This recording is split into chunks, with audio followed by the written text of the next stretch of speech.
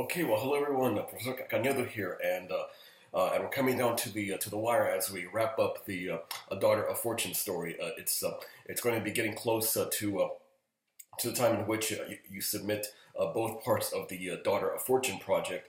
But I'll of course be saying many more things about that with the upcoming roll call videos, and uh, and definitely in the announcement section for the next a couple of weeks. Okay, in this video, I want to go ahead and talk about the readings from last week, and those are the readings. In fact, let me just get my my notes here. Those are the readings that pertain to chapters 11 to 14, pages 170 to 265, and the names for those corresponding chapters. And let me just go ahead and consult my iPad here. Those are the chapters named Dao Jian, The Voyage, The Argonauts, and wrapping up with a secret. So four chapters that I want to talk about in this video. So this video will most likely go over the 20-minute mark. Maybe we're close to about 25 minutes. And of course, after I talk about the information from these chapters, I'll make a comparison with some of the topics from the Daughter of Fortune reading, and of course, the readings you had last week pertain to the topics of immigration, urban life, and social reform in the free labor North. Okay, well, let me go ahead and get things rolling here since we got quite a lot of stuff to cover. And I'll go ahead and start this video by looking at the chapter named Dao Jian. And of course, since I'm nearsighted, let me go take off my glasses for the rest of the video so I can better see what I got here on my little iPad. Okay, where we last left off in the story, we got to meet the Chinese personality from the film. That of course is the Dao Jian, and we found out quite a bit about its personal history and a lot of the tragedies that he endured while he was a young man, and of course being caught up in a lot of the political and economic turmoil of his home country during the 1840s. And of course, we're talking about the age of imperialism, in which the British Empire and of course to a lesser extent a lot of the other European nations were getting involved in the great game of colonialism. So at the beginning of chapter 11, we see where Dao moves on to Hong Kong to start a new life, and of course to find a wife. You know, one of the lessons that Dao learned from his mentor, the Zhong Yi, was that it was important to know about all these sexual positions, of course, to please a woman, to take care of a woman. So definitely for Dao, finding a wife was of a tantamount importance. After he settles in Hong Kong, he loses his money getting engaged in all kinds of gambling ventures. But after about 6 months, he gradually rebuilds his reputation as a healer, and he recognizes that because the British are the dominant economic and political power, the major mover and shaker on a worldwide basis, he began to realize it's important to seek out the British, and in essence, find someone who could help him with respect to his skills, his enterprises, and that's when he meets the eccentric Dr. Ebenezer Hobbs. Then he decides on a wife, and he chooses the mysterious and complex woman by the name of Lin. Unfortunately, we see in the story that Lin is not very strong and has a lot of health issues, and as we see in the chapter, that her decline in health is so rapid, and tragically she dies during the course of chapter 11. Dao, of course, is so despondent. He's no longer regarded as an effective healer, and loses his clients. Excuse me, Russ. Apologize for the crazy weather. It's been so warm and dry here the last few days, so you could probably detect it in my voice right now. But at the end of the chapter, we see where Dao's fortunes change, but not for the reasons that he had been expecting. After he witnessed a bar fight in which a Chinese man was mortally wounded, Dao is shanghaied. In essence, he's kidnapped aboard the ship, ironically named, or paradoxically named, the Liberty. It's on the ship where he meets a captain, John Summers, and Dao travels for 2 years, with one of the stops being in England, and then finally in February of 1849, that's when Dao arrives in Valparaiso. Of course, the main center of the main center of the action for the first part of the story. And that's when a little bit later on, Dao decides to stay in port wait for the clipper ship with a clipper ship bound for California, and he will sail with the Dutch captain, a man by the name of Vincent Katz. So that's what's happening in chapter 11, the adventures of Dao, and how he ultimately winds up in Chile and makes and decides to get ready for the voyage to California. Speaking of voyage, we get into that in chapter 12, and here's where the ship begins its journey. And of course, we saw from earlier chapters where Eliza had stowed aboard, and she became sick immediately. The ship made many stops along the coastal regions, the coastal regions of Chile, Peru, Ecuador, into the west coast of Colombia. So we're talking about towns with names like Coquimbo, Caldera, Antofagasta, Iquique, and Arica. A lot of these are actual place names on the west coast of South America. We find out in chapter 12, of course, where Eliza reveals that she's pregnant, and Dao and that ultimately becomes the one who takes care of her and protects her. Of course, not willingly. He's not really interested in doing this, but out of the goodness of his heart, and largely because of his memory of his deceased wife Lynn, Dao does take it upon himself quite well to care for the ailing Eliza, as the ship slowly makes its way along the Latin American coastline before coming into San Francisco in April of 1849. One of the other people that we meet along this is the prostitute named Azucena Placeres, and Azucena is one of many Chileans who decide that life in Chile isn't good, that there's more opportunity for people like her in the wild and woolly place of San Francisco. Interestingly, aboard the ship too, we see a lot of Chilean aristocrats who are making their way, and Allende makes some interesting observations about these people. Allende notes that a lot of these aristocrats, they seem to have this notion that when they come to California, that everything's going to be easy for them, that as they'll be able to have success quite easily. And I think a lot of that is based on Allende's own personal life, or own personal story. Anybody who has any knowledge about the Allende family knows that Isabel Allende's cousin was Salvador Allende, the president of Chile, who was ultimately a victim of the violent coup led by General Augusto Pinochet in September of 1973. Interesting, September 11, 1973. So, of course, in the U.S. we have our 9/11. Chile has its own 9/11 from 1973. But I think the reason that Allende does make fun of the aristocrats is that Allende's family really had no love lost. A lot of the Chilean elites, the upper class, the conservatives in Chile during the 1960s and into the early 1970s. I think part of her hatred toward these people is reflected in her views on the aristocrats aboard the ship. The ship encounters Feliciano Rodriguez, and Feliciano, of course, is the husband of Paulina del Valle, and of course, I've made reference to her in some of the previous chapters. I'll talk a little bit more about Paulina in just a moment here.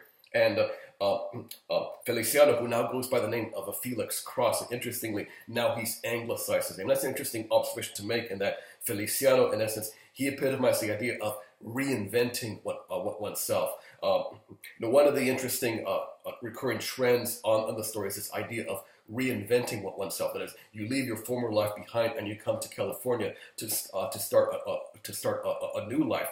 Of course, a lot of the Americans who came to California, whether they were coming from the South, from the Midwest, from the East Coast, and of course all of the Europeans and Asians who left their home countries to come to California, were getting away from their previous life, their previous existence, and starting a new life. So for them, there's this idea of reinventing oneself. You come to California to make yourself anew, to make a new start, make a new identity. And of course, California still has that ideology with respect to Hollywood, the movies, and of course with the rock and roll guys, whether it was the guys who eventually formed bands. Legendary bands like, of course, like Guns N' Roses, Motley Crue, Rat, Poison, those types of bands they came from all over the U.S. to start a new life and reinvent themselves as rock and roll stars. In essence, we're seeing a version of that thing played out throughout the entirety of the story. But Feliciano makes an interesting comment within a chapter. He says that the law of the jungle rules. The only ideology is greed. That's an interesting point to mention, because United States mentality, its psyche, its national character, never at that point in time didn't really have this notion of greed, of taking chances, of striking it rich, get rich quick type of schemes. United States mentality and ideology, I think, really believes in this notion that you work hard, you're pious, you pray, you take care of your family. That is good things come to you if you just apply yourselves. If you work hard, success doesn't come cheap, doesn't come easy. You got to work to achieve it. But of course, the gold rush turned all that notion upside down. And of course, I'll elaborate more upon that point as I talk about some of the other chapters in not just this video, but of course in subsequent videos down the road. Okay. Before I go into chapter 13, one more note about chapter 12. One of the interesting things that they have to decide upon is how do they get Eliza off the boat.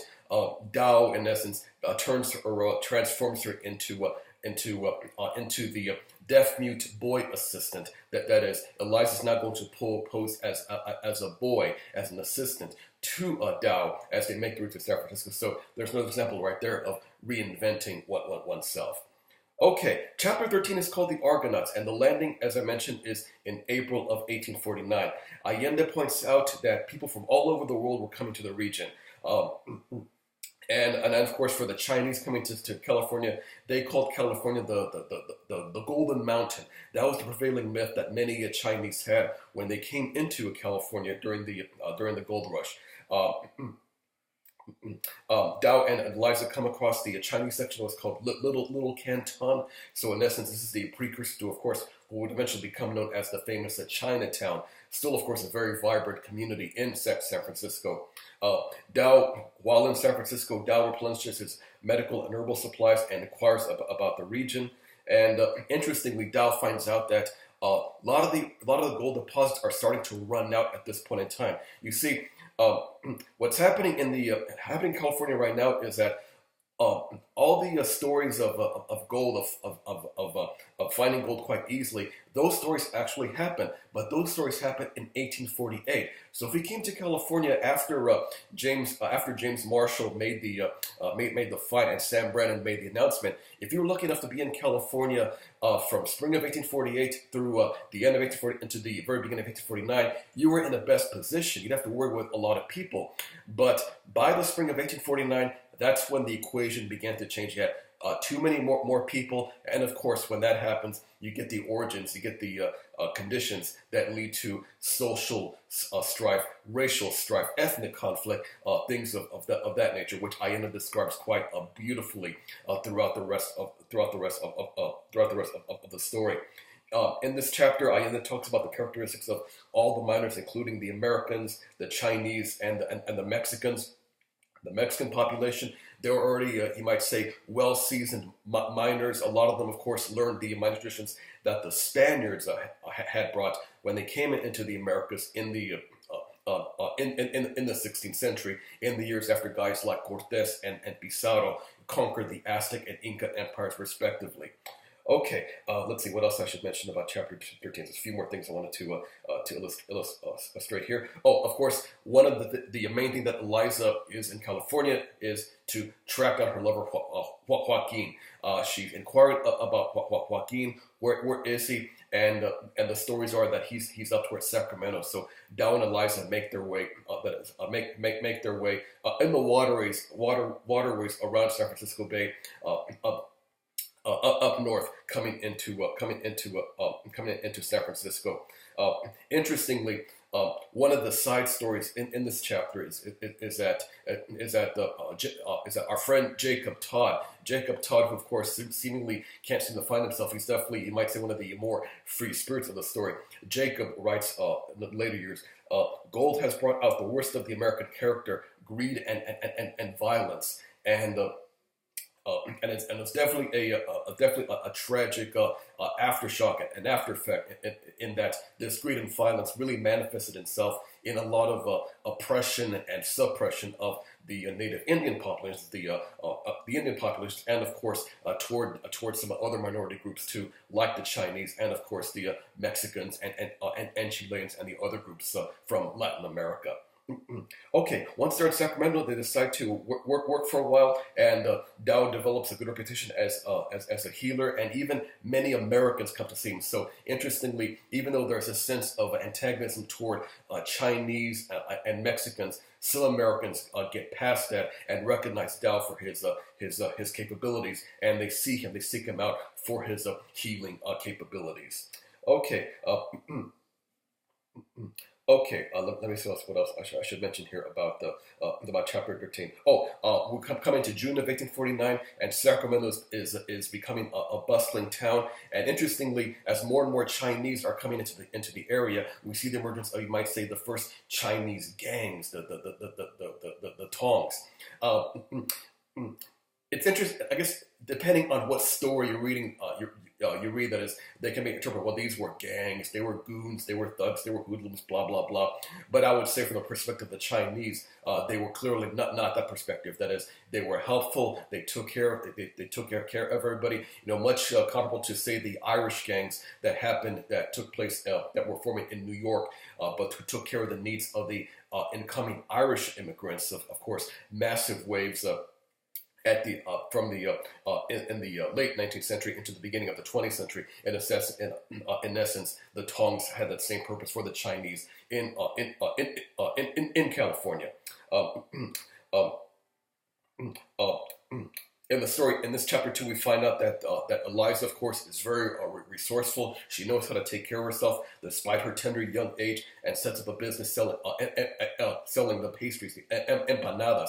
So a lot of the cooking skills that Eliza picked up, or she saw when she witnessed Rose and, of course, Mama Frezia, Eliza was picking up on that and becoming, you might say, an entrepreneur at that point in time. With the funds that she made from selling the baked goods, she buys a horse and some equipment and sets out on her own to try to find Joaquin. Okay, final chapter I need to talk about, and this is chapter 14 called The Secret. Interestingly, the Summers family didn't find out about the Eliza's disappearance until about a week later. They thought she was at the Del Valle hacienda with Mama Frezia, but of course, since the Summers never knew Mama Frezia's last name, there was no way of tracking Mama Frezia. So in a way, by extension, there's no way of tracking Eliza at this point in time.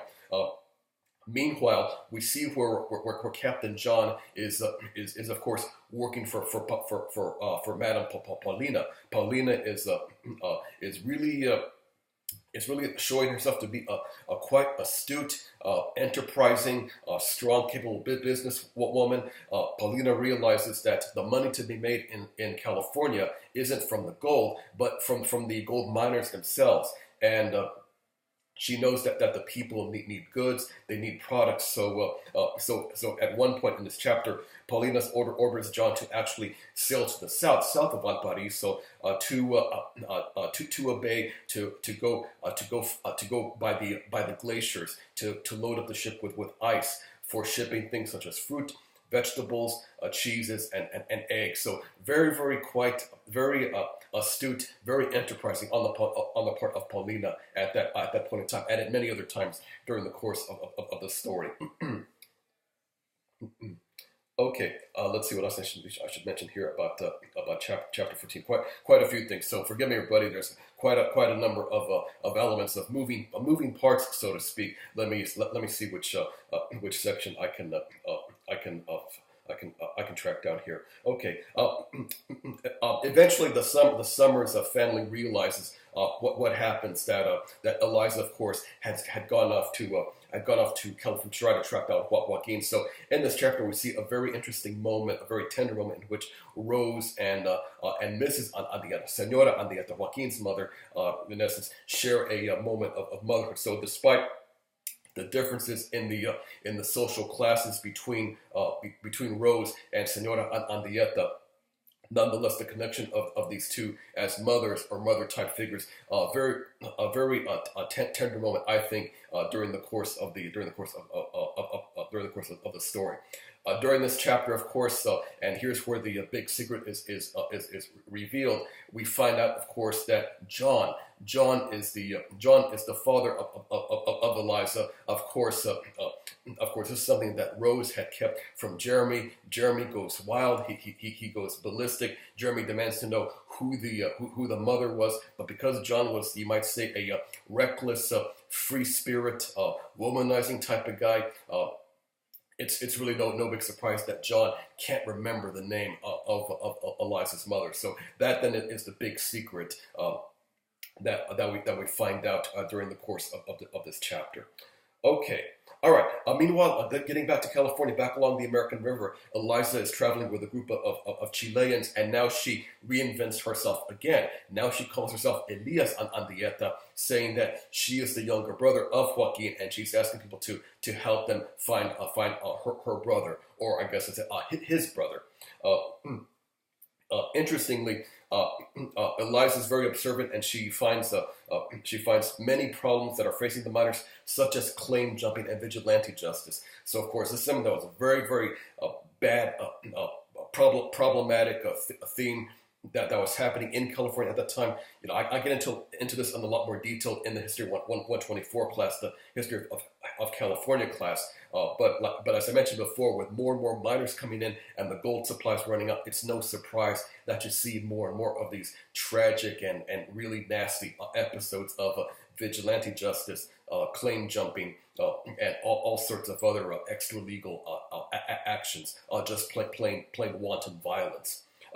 Interestingly, Allende through Eliza makes another observation in that when she came across the Chileans, she calls them upper-class dandies, and that the Chileans, in essence, worked the mines like the patron system or the hacienda system, which had been established in Chile and other parts of Latin America as a legacy of Spanish colonialism. So here's a case where some of these Chileans tried to bring their old way of thinking into California, but for a variety of different reasons, that pattern wasn't going to be working out, and the criticisms of that system, as voiced through Eliza, are definitely more of Allende's own words. Her hatred toward the upper classes in Chile. Okay.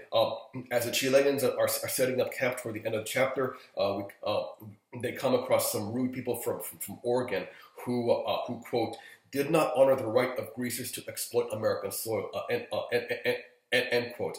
What that is really a telling statement. That tells you that a lot of the Americans coming in had this idea of the right of conquest. And this goes back to the idea of what happened with the U.S.-Mexico War. This area was now in U.S. hands as part of the legacy of the Treaty of Guadalupe Hidalgo. When that treaty was signed at the very end of 1848, California and much of the Southwest was now shifted over from Mexican dominion to American dominion. And even though you had large numbers of Mexicans already living and working all over California, present-day San Diego, Los Angeles, and of course in the Bay Area, Northern California, Sacramento, those places, many of the Americans who came in thought that these longtime Californians, they were interlopers, they didn't belong there, they were greasers, they were this, they were that, they were blah, blah, blah. So it's really no surprise, but it's nonetheless tragic that you see these levels of hatred and anger that many of these Americans brought. They brought their prejudices in that people who had darker complexion, they spoke Spanish, They looked different. They spoke differently. They were somehow seen as a subhuman. They had no business being there. And of course, this analogy extended to the Chinese as well too. So this is one of the, I guess you might say, one of the more disgusting elements of manifest destiny, in that while manifest destiny talked about this idea of extending liberty and freedom and democracy from sea to shining sea, the people, whether it's the Native Americans, the Mexicans, or the Chinese, they were obstacles. They had to be pushed out, and the results were definitely very, very tragic on a number of levels. But interestingly, Elijah at the end of the chapter encounters a Mormon store owner who is actually quite kind and benevolent. So throughout the story too, we see where Allende actually has some kind words about the people of the Church of Jesus Christ of Latter-day Saints. Of course, the Mormons. And there's more discussion about the Mormons a little bit later on. Okay, since those were 4 chapters, of course, I had a feeling that this video would definitely run a little bit longer. So let me just quickly tie in this to the readings, or some of the topics from last week's readings of the daughter of the Who Built America text. As we're now into the middle parts of the 19th century, the 1840s coming into 1850. Of course, Americans saw themselves as a go-ahead people, a go-ahead nation, and I know I touched upon this in some of the previous videos, but we're talking about new advances in technologies such as the telegraph, the canals, steamships, and of course, Allende talks quite a bit about the importance of steamships, of shipping throughout the course of the story. So. And of course, this energy, you might say, of moving forward, going ahead, was much more evident among the northern part of the United States. The South, not so much, as you're finding out in the Who Built America readings and from the Professor Moss podcast, but. But simply put, there was this energy that Americans had, especially those from the North. They felt they had this providential role, that they had to move forward. They had to expand, and of course, California was, you might say, the logical place in which this energy could be translated from the East Coast, from the Midwest. All the way into California, and once California became part of the Union in 1850, of course, the politicians, the leaders of the North, especially people like Senator Stephen Douglas, whom we'll see a little bit more about in the Who Built America readings, there was this important sense of linking California to the rest of the country. So of course, the emphasis on things such as the railroads becomes much more significant, and the telegraph too, for communications between California and the rest of the country. And when we get into some of the next readings of Who Built America, we'll definitely see more and more continuity between those topics and the Daughter of Fortune story in and of itself. Okay, all right, everyone. So that's it. I know this video ran a bit longer than expected, but actually I half expected that because I had 4 chapters to discuss. For the video for next week, in which I talk about chapters 15 through 17. It's 3 chapters, so I anticipate that the video for next time will go a little bit shorter than the one that's wrapping up right now. Okay, everyone, so we're almost done with the Daughter of Fortune story. I hope you're liking it, and I hope that these videos have been a very good resource to help you follow along with what's going on, and I'm definitely looking forward to seeing your character videos soon. And also reading your character sketch essays. But like I said at the outset of this video, I will have a lot more discussion, more reminders about those upcoming due dates. Okay, all right, everyone, so that's it. And I'll see you guys again next week, in which I talk about chapters 15 through 17.